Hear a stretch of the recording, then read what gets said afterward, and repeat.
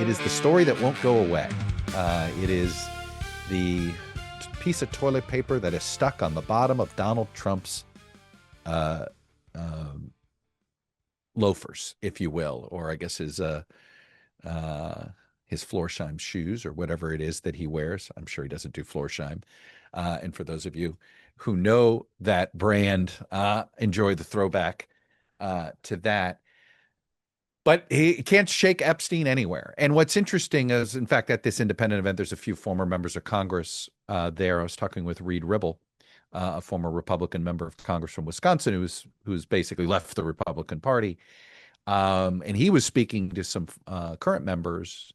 And he wasn't naming names, but he was telling me about how important this Epstein issue is to constituents in the very conservative districts. So what this really is, so in sort of like reality-based land, Epstein is a curiosity of a story. But in some of the deep red districts and in the deep and I've told you this, there's a piece of the Republican base that has been essentially I'd call it's a form of grooming of sorts. I know that word is going to trigger some people, but they have been conditioned is probably the better term to use. Some of you are not going to like that I use that. And so conditioned is a better word.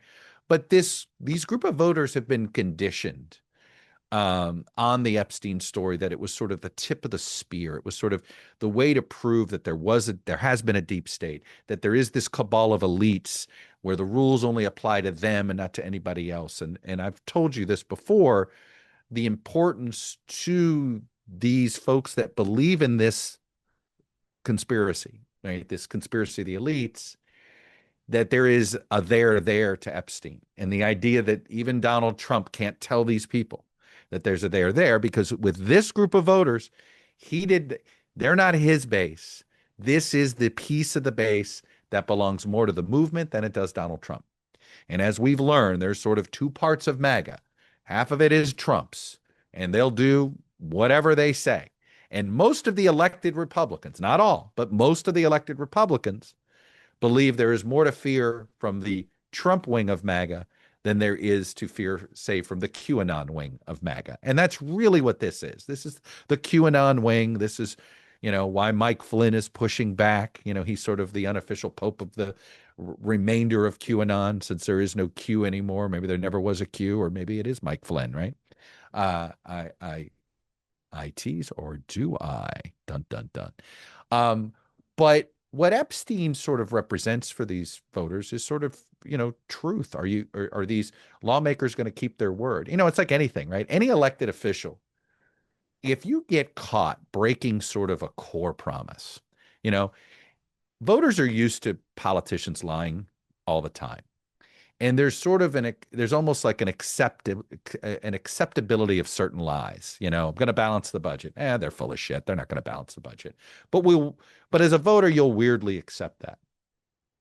But when you do things like, I'll give you an example of a famous pledge. Read my lips. No new taxes. Right. And there were some people that really took that to the bank. And why did they take that to the bank? Well, at that time, it's because there were conservatives that were skeptical of George H.W. Bush. And they thought, oh, he's gonna, he's not a real small government conservative. And so, by the way, those conservatives were right. And, George H.W. Bush was a compromiser, and he had a Democratic Congress, and he compromised. And yes, it raised taxes. By the way, it set the country up for an extraordinarily great run on the economy in the 90s. Bill Clinton built upon it. It's not like he undid what George H.W. Bush did. He built upon it. Another famous sort of pledge that really sort of hurt that person was when Barack Obama said during the debate about healthcare, if you like your plane, you get to keep it. It got turned into the lie of the year. Now, it never harmed Obama's politics personally, right? It didn't cost him re-election in 2012. Part of it is he never fully faced re-election when it was fully clear that not everybody was going to be able to keep their plan if they liked it.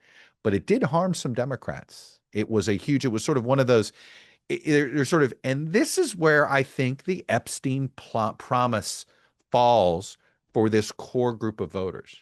you promised you were going to release this. We knew we couldn't trust the Democrats to release this, but you could release this. And you guys promised to release this. And, if you've spent any time on X and you follow the Lincoln Project or the Pod Save, they have or the Bulwark people, they have found pretty much every single tweet that Donald Trump Jr. has said about release the Epstein files, every single tweet that JD Vance has said to release the Epstein files. And so for these voters, this was the equivalent of read my lips, no new taxes, or if you like your plan, you get to keep it. And it is possible, and I think this is what Trump has to fear, is that it's reached that level. And how do we know it's reached that level? Because there are a handful of Republican members of Congress that are so scared of this issue that they are willing to break with Trump on it. Okay. And maybe some of them are doing it out of principle. I think most of them are breaking here out of they believe their constituents, that there is a big enough constituency in their district that this could cost them reelection, that this could be turned into a primary problem. And so you're seeing there is somewhere between 20 and 40 Republicans who are absolutely not going to walk the plank here with Trump. They don't want to look like they're covering something up with Trump. And you saw the movement in that subcommittee in the House Oversight Committee. The fact that Mike Johnson just sent him home, part of this group I was telling you about that I was, the panel before the one I moderated featured 3 former Republican members of Congress.